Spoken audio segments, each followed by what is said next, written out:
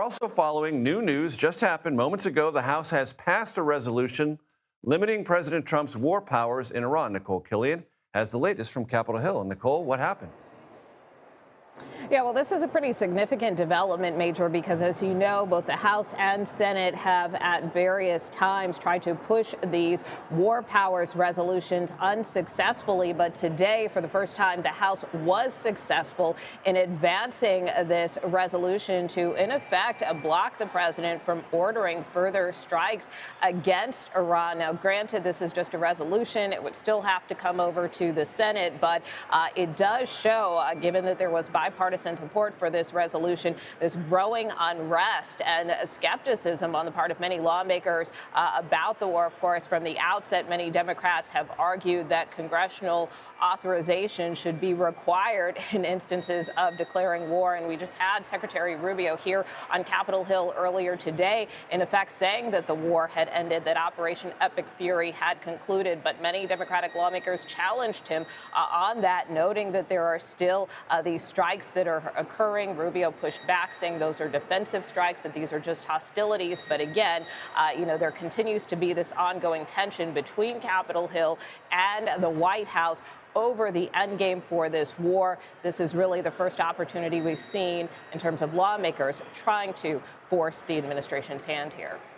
And Nicole, forgive me, I know this just happened, but any sense of what the final tally was or how many Republicans crossed over? Yeah, I believe the vote tally was 215 to 208. I've got to pull it up. But again, we know, I believe it was four Republicans rather, who voted in favor of this. I'll have to pull this up at a later time to try to confirm. 215 to 208. No, that's correct.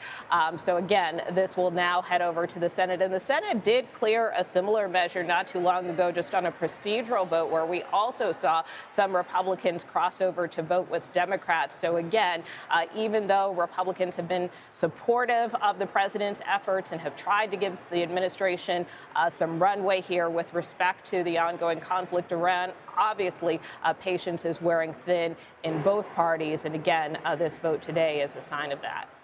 Nimble and accurate as always, Nicole Killian, pulling up the data as I ask you for it. Thank you very much for that. Let's talk about what Senator Lindsey Graham, South Carolina Republican, has tried to put on the table to preserve some mechanism of compensating Americans who believe they were somehow victims of Justice Department weaponization during the Biden administration.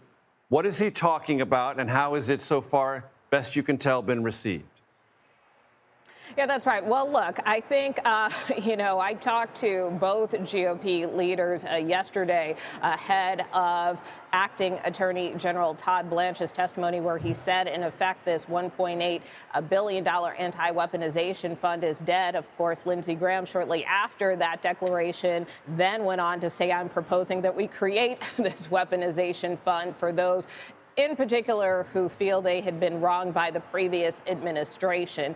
So he still feels that there should be an avenue for that. And quite frankly, the president hasn't necessarily officially closed the door to any type of fund here, despite Todd Blanche's declaration to House appropriators yesterday. In fact, Todd Blanche wouldn't even commit to putting this in writing, that this anti-weaponization fund would not move forward. That being said, it was sufficient enough for Senate Republicans to move forward with a reconciliation bill that was being held up because of their concerns about this fund. So the Senate is now moving forward with that funding package to fund both ICE and Border Patrol, no longer funding the White House ballroom, no longer seeking guardrails in terms of this weaponization fund in light of Blanche's testimony yesterday, Major.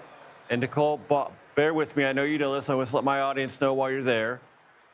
Senator Lindsey Graham is referring to the Federal Tort Claims Act, passed in 1946, which allows, under certain circumstances, the United States can be sued for monetary damage if a private person would be liable in accordance with the law of the place where the negligent or wrongful act or omission occurred, which means, bottom line, it's a much, much higher bar, much more complicated legal process to obtain any recompense than this anti-weaponization fund, now dead, would have provided. Nicole Killian, thanks for indulging me there, and thanks for the breaking news coverage as always. I appreciate it.